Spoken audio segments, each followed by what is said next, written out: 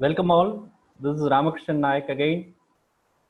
Today we have got a good news for investors who are looking at regular income.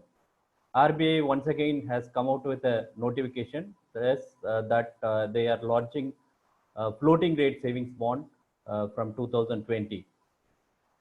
You may know that savings bonds have been very popular instrument which have been released by Reserve Bank of India. From 2003 it started. Initially it was offering 8% till year 2013 where the interest rates were brought down to 7.75. The bonds were very popular till recently. Last 3 weeks back the bonds got closed. Again RBI was come out with a new version. Let us see the highlights of this scheme and also understand whom it is beneficial and whom it is not. First of all, highlights of this scheme. As we have been seeing, this scheme is eligible for resident individuals, minors, and HUFs can invest in this scheme. Minimum amount continues to be 1,000 rupees. Maximum there is no limit. Any amount can be invested. The period of this bond is 7 years. Only difference which has come in compared to the last thing is these bonds are having floating interest. Previously, these bonds were having fixed interest. From now on, it is going to be floating interest. What floating interest means? Every 6 months, the interest rate is expected to change. What is going to be the interest rate? It is going to be the interest rate of National Savings Certificate NSE plus additional another 0.35%. So currently, the bonds are expected to start from 1st July 2020, and the interest rate which is fixed is 7.15% because parallel interest rate in NSE is 6.8%. Accordingly, the interest rate has been arrived at 7.15%. Whatever be the interest rate by end of December, that will be the interest rate which will start from 1st January 2021. Let us see the other bond futures. First, with respect to tax treatment, this interest is completely taxable. It is not tax-free. It is taxable. One has to add the interest in the taxable income and pay taxes according to their tax bracket. However, it is exempt from wealth tax. TDS is applicable as per the applicable norms from time to time basis. With respect to the bonds tradability, it is not transferable to any individual. It is not tradable in any stock market. It also do not qualify for loan from any of the banks. That means it cannot be pledged for loan facility. However, there is a good information for senior citizens. Those who are above 60, they can encash this bond prematurely. That is 1 year before the maturity. That is 6 years. At the end of 6 years, they will be in a position to withdraw it. Those who are between 70 to 80 years, they can withdraw this bond after 5 years. Those who are 80 and above, they can withdraw this bond after 4 years. Nomination facility is available.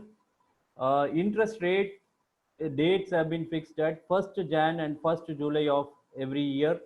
So 1st January and 1st July every year, the half yearly interest rates will be paid to the investor's account.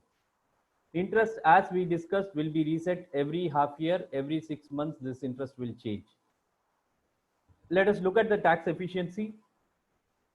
For those who are not in tax bracket, there is no problem.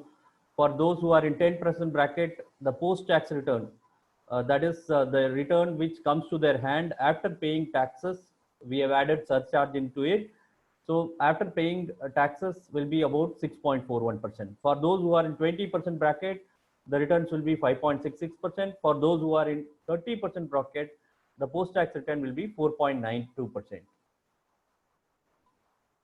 What are the advantages and disadvantages? The advantage of RBI savings bond is sovereign guarantee. It is guaranteed by Reserve Bank of India, and the principal is absolutely safe. The interest, whatever is committed, will be absolutely paid on time. So it is a major advantage. It is just like investing into any government security. And the interest rate is floating rate type this time. That means interest rate will change dynamically with the change in interest rate scenario.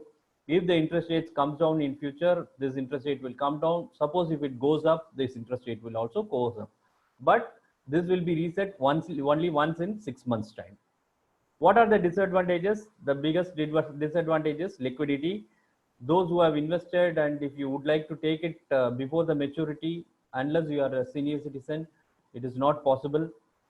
Even for senior citizens, as we discussed, it has some kind of lock-ins. One need to be aware of that. Tax efficiency wise, it is not comparable to other instruments. So that way, we need to see who it is beneficial and who can invest into that thing. Based on that, decision has to be made. Whom it is ideal for, best product suitability is for retirees, because this offers reasonable returns, including highest safety. If you compare the bank deposits today, they are in the range of 5 to 5.5%, sometimes 5.75%. The max rate what we could be able to see is 6%.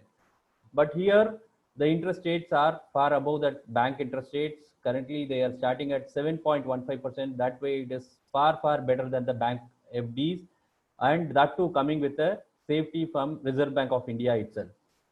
Those who want regular income also, they can look at this thing, because there is going to be fixed yield, even though it is going to be reset every half year, but this is going to be a very useful plan for them.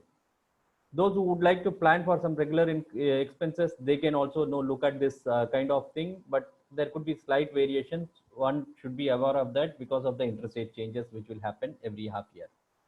For high net worth individual, this can be part of diversification and part of asset allocation, because it is comparable to even the tax-free bond yields which are available currently in the market. Hope this information was very useful for you. If you have any queries, please write to us. We have our contact numbers here. If you like us, please subscribe to our channel. Please click the bell button to get the regular notifications.